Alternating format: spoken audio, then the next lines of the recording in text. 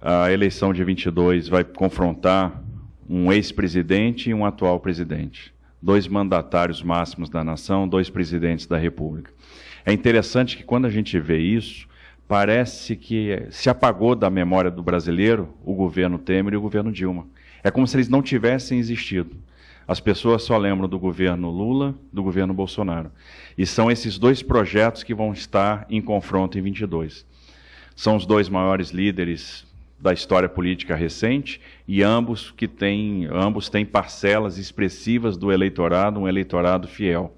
E aí não há espaço para uma terceira via dentro desse cenário. O Moro desistiu da candidatura à presidência da República, que era uma candidatura que também não tinha decolado. Então o presidente acaba tendo uma visão do jogo que ninguém tem, absolutamente ninguém tem. E o que ele acaba falando acaba se confirmando. Eu me lembro no dia que o Moro ia pedir demissão, quando houve a exoneração do Valeixo, e eu tinha tido uma conversa com o Moro pela manhã bem cedo, e a conversa foi muito ruim, e eu cheguei, presidente, olha, eu tive uma conversa com o Moro, e na verdade o que eu tinha pedido ao Moro é que ele pensasse no Brasil, que a gente estava vivendo um momento de crise sanitária, era necessário deixar a vaidade de lado, e não era possível que a gente não arrumasse dentro da Polícia Federal um excelente quadro que trouxesse ali também, que tivesse uma confiança do presidente da República, e a resposta foi extremamente negativa. E quando a gente falou presidente, olha, por que você não conversa com o Moro? Ele vai sair falando coisas que eu acho que ele não deve falar, e isso vai ser ruim para o senhor, vai trazer um desgaste.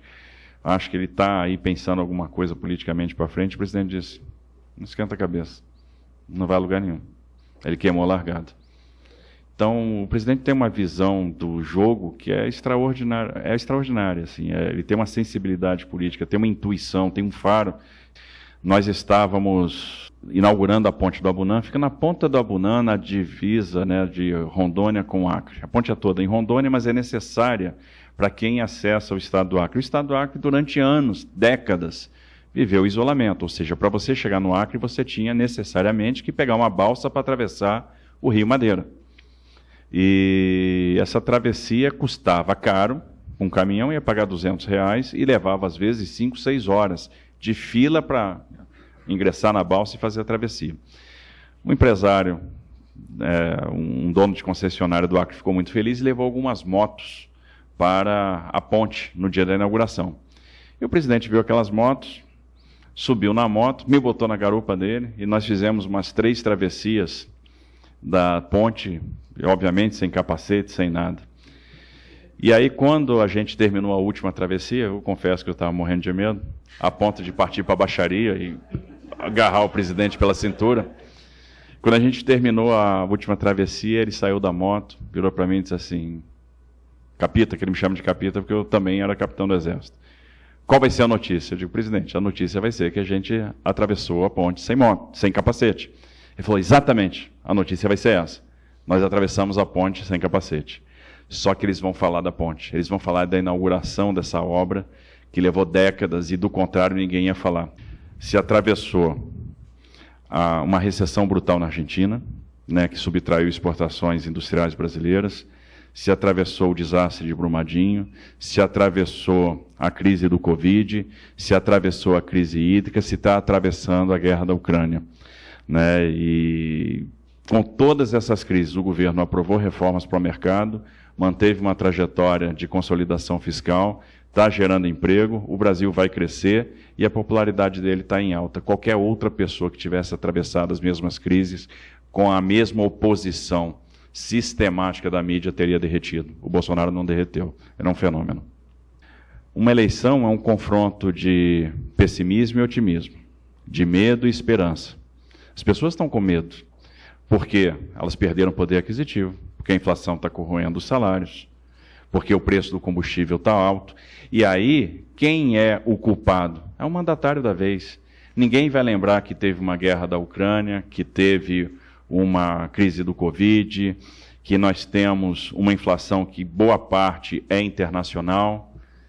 Ninguém consegue perceber isso. Você transfere a responsabilidade ou o seu temor e coloca na conta do mandatário da vez. E aí ninguém vai fazer racionalmente o confronto de projetos. olha só, nós caminhamos na direção de uma economia de mercado, nós aprovamos reformas importantes. Ninguém vai pensar que nós aprovamos o marco do saneamento, que nós tínhamos 30 milhões de brasileiros sem acesso à água potável e 100 milhões de brasileiros sem coleta e tratamento de esgoto, e agora nós aprovamos, e ano passado você contratou os primeiros 50 bilhões de reais em projetos de saneamento.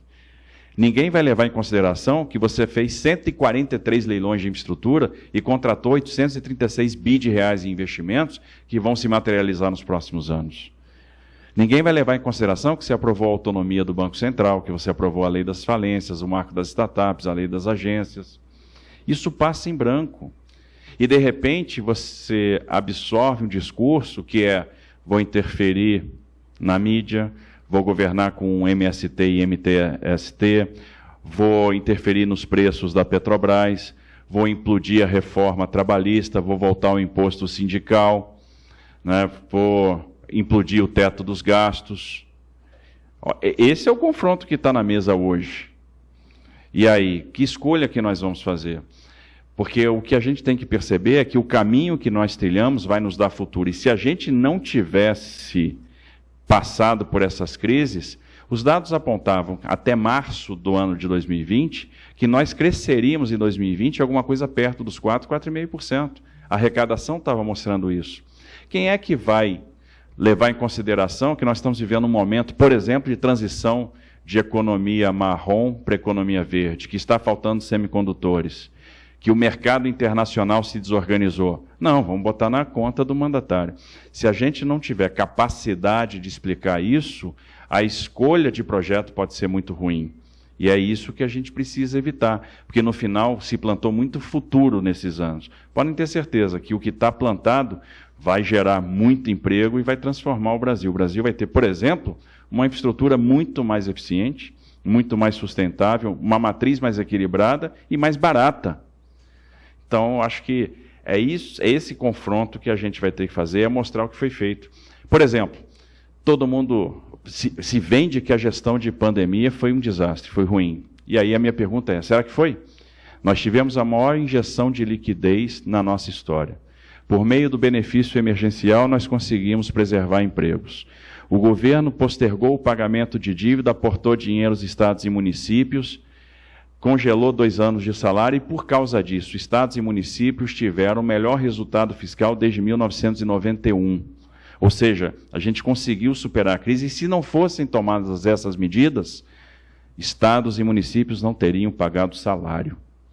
Os funcionários públicos não iam receber, vários entes não pagariam salários. E, de repente, estados que estavam quebrados hoje estão no azul, está todo mundo no azul. Por quê? Nós tivemos uma safra excepcional de grandes gestores? Não, porque as medidas que foram tomadas foram corretas. Nós preservamos os empregos, né, quando o governo assumiu parte do salário e permitiu a interrupção ou a negociação dos contratos de trabalho. Veio o auxílio emergencial, que manteve ali uma capacidade de compra e aquilo que virou poupança num determinado momento, se transformou em consumo e isso manteve a roda da economia girando. A gente conseguiu, por exemplo, nós operamos com uma taxa de juro baixa durante o período do Covid para manter a economia viva e agora a gente está com um degrau a mais acima do juro neutro, o que vai nos permitir uma redução da inflação. E interessante, a gente está vendo um aporte, um fluxo de recursos para o Brasil enorme. Basta ver o que está acontecendo no câmbio. O mundo talvez já tenha percebido que a inflação vai ser um efeito persistente, não é algo passageiro, é algo que veio para ficar durante algum tempo e que as empresas brasileiras operam melhor nesse ambiente do que empresas de outros lugares do mundo. E, no final das contas, o fluxo financeiro está vindo para cá. Tem certas coisas que a gente vai precisar mostrar sob pena de levar o Brasil para um caminho muito ruim.